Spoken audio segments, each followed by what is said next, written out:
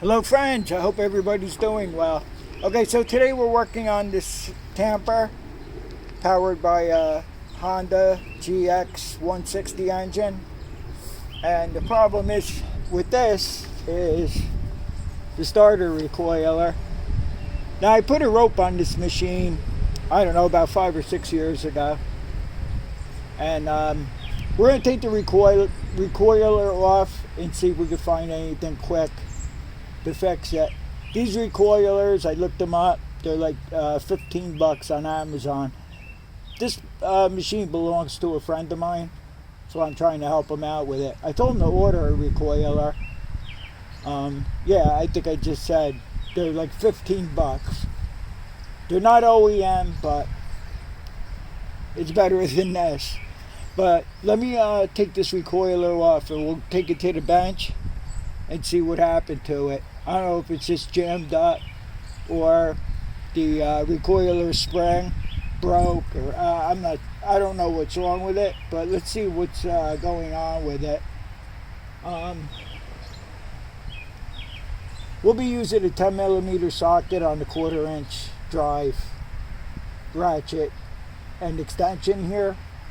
The first thing you want to do is always take out your hardest bolt to get to. I mean, it's not that hard to do, but this is the hardest bolt here. So you want to take that bolt out first. It's the easiest way to do it.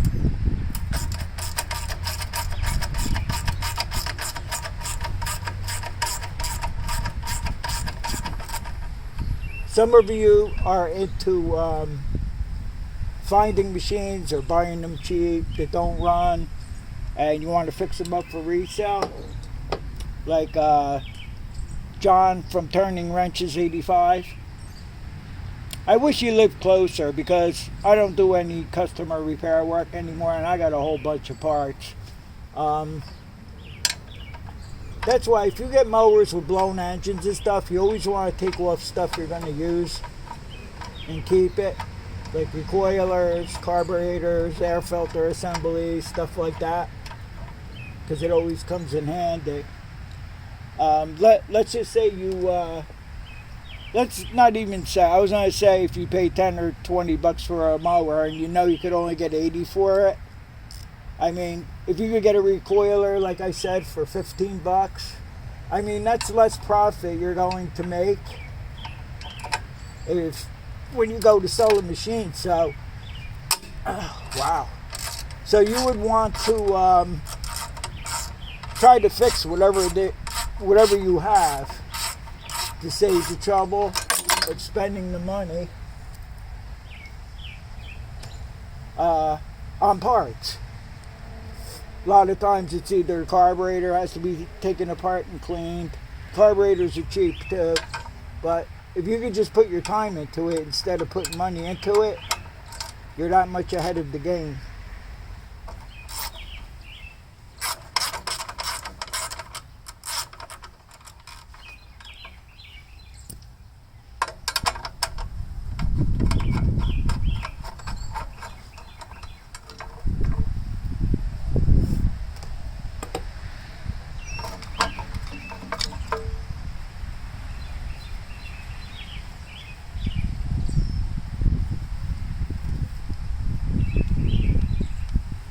This thing seems like it's just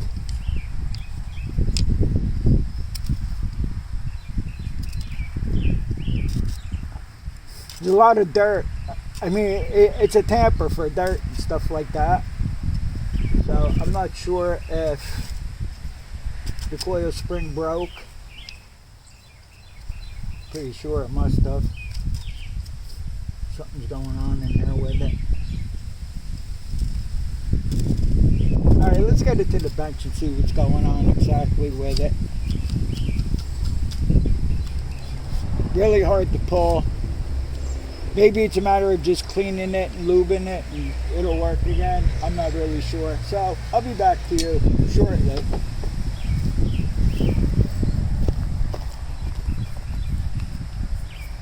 Okay, so this has a screw in the center here to take it apart. And what you would use is a number 3 Phillips head. Now, I even took a hammer and just tried to tap on the screwdriver here to bump it loose. Sometimes these are reverse threads, so I tried it both ways. I cannot get this to budge here.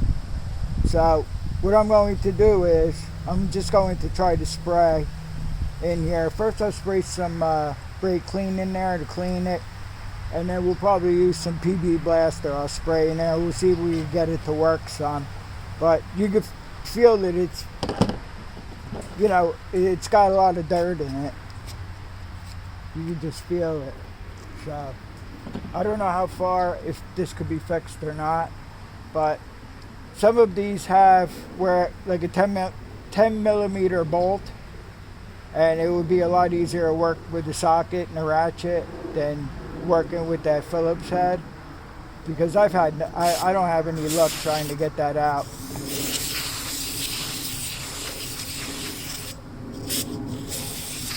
I forgot to hook up my compressor. Well, I didn't forget, I just didn't do it. I didn't hook up my compressor to blow some air in it too, but it's starting to work a little bit already.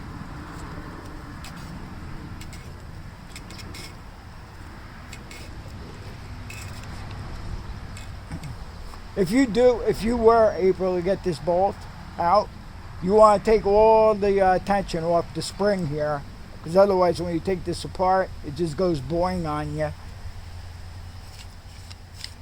But since we can't get it apart, we're just going to try to do something.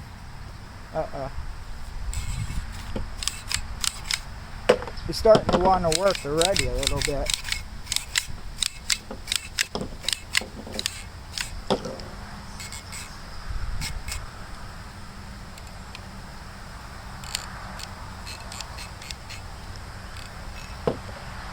I think we'll just start spraying some PB Blaster in there.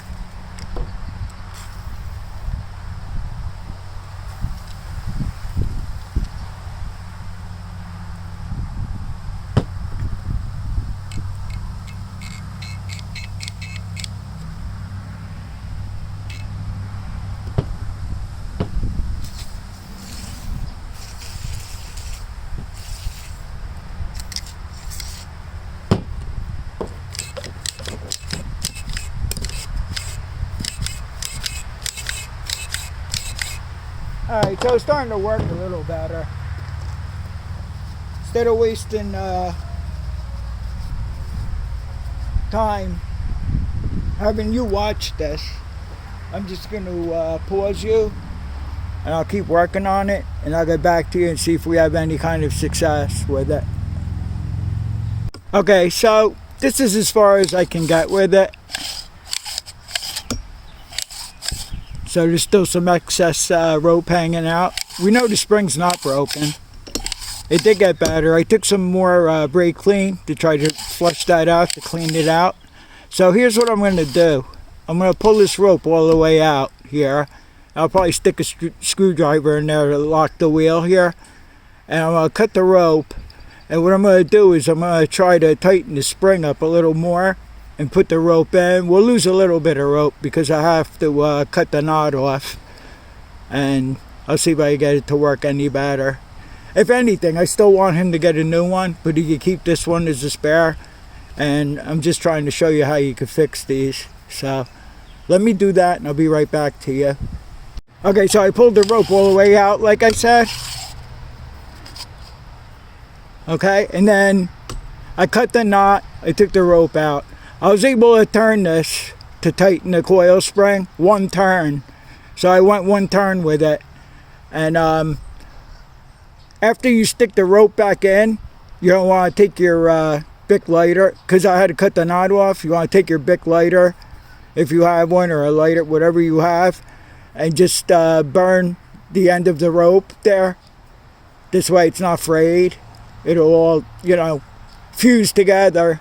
And then you'll be able to stick the rope back in through here into the spool, and then make a knot, make your knot in it, and then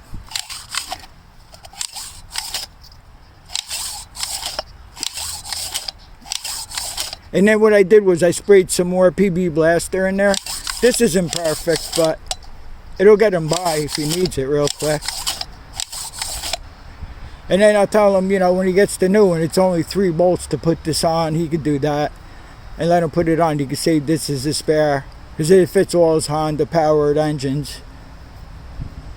So what I'll do is I'll put this back on the machine and we'll see how it works on the machine.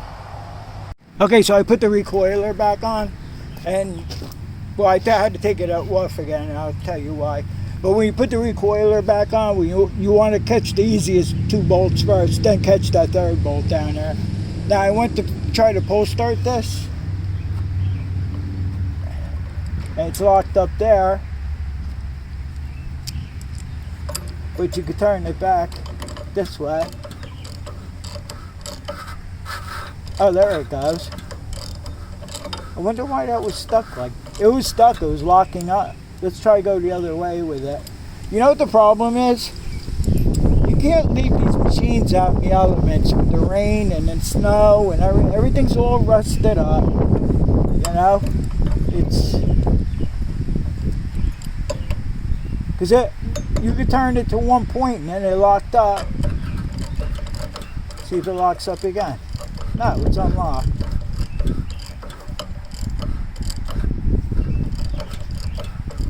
Just keep on doing that for a little bit. Alright, let me stick the recoiler back on and I'll show you the ending here. I don't know what happened. Alright, so I got the recoiler back on there. I got it to start. It started. I really didn't want it. This thing bounces around all over the place. It has no clutch. Once you start it, it just starts working. So, but this video isn't about that. It was just about the recoiler. I have the switch shut off because I don't want this to start again.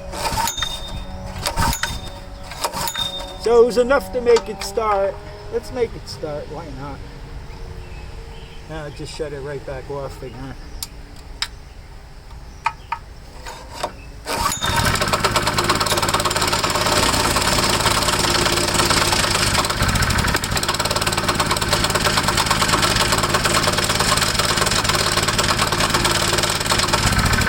I don't want to mess with this thing.